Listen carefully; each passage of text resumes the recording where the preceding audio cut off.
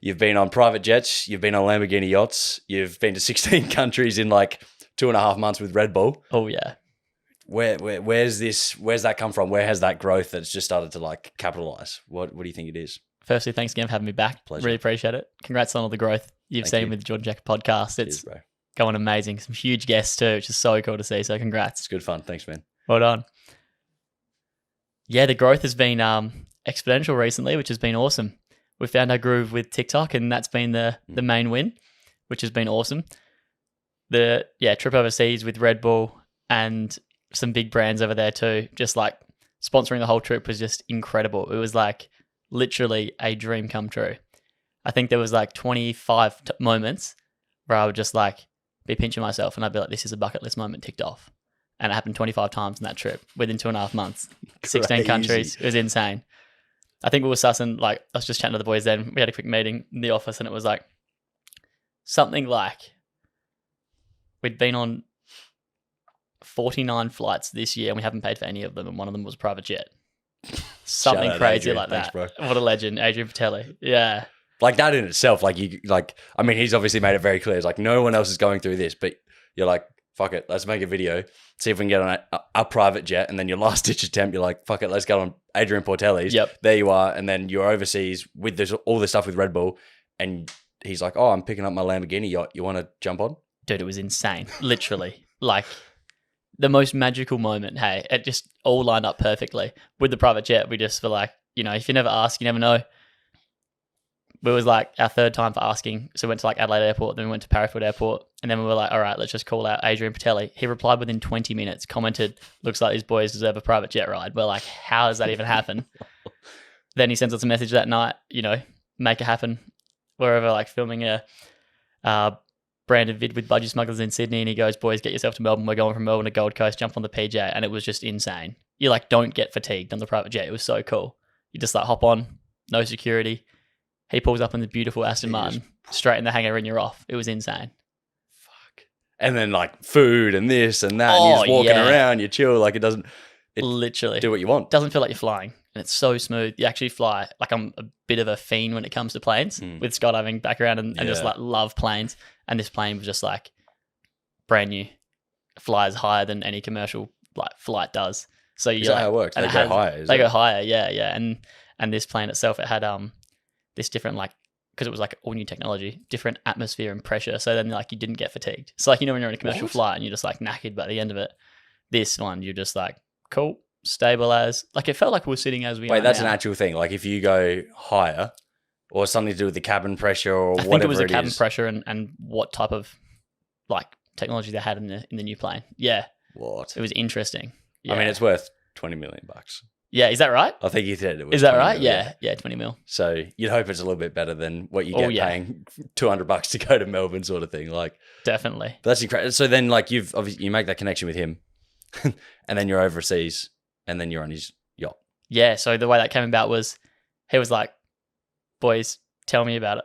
Like, what's Be the One all about and stuff." So we got chatting, and dude, he is an absolute legend. Adrian Portelli is like the most genuinely down to earth and incredible person ever. He's built just such an empire, and he's just the most incredibly amazing human being. Like within 2 seconds, he's hugging us, grabbing our ears, roughing up our hair, and he's like treating us like one of his best mates on the PJ. And then he was like, "What's going on? Like, what's coming up in the next couple of months?" We explained we had the Red Bull competition over in Europe, and he's like, "Oh well, I'm picking up my Lamborghini super yacht in the south of France." He's like, "If you're there, come jump on it." So we're like, "All right, we'll be there." And then, it was like halfway through the trip, we were supposed to go to Scotland and Ireland. Yeah. And then we were literally like at the airport, ready to take that flight. And we're like waiting for a message. We're like, all right, I think we're just going to have to commit and go back to Monaco. And we're in Monaco like the week before. And we're like, all right. So we just like quickly switch plans. We're like, let's just make it work. And then all of a sudden, sure enough, like as we landed in Monaco, we got a message from Adrian being like, right, here, see you at that time or whatever. Ran into him on the beach, and then he's like, jump on. And he had just had the super yacht for a week, and only his family and friends have been on there and invited us on there. And it's just like, he's such a family man. He's so orientated. Like, he just like, genuinely is the best guy and has everyone's best interests at heart. He's incredible. Well, it's nuts as well. So like generous.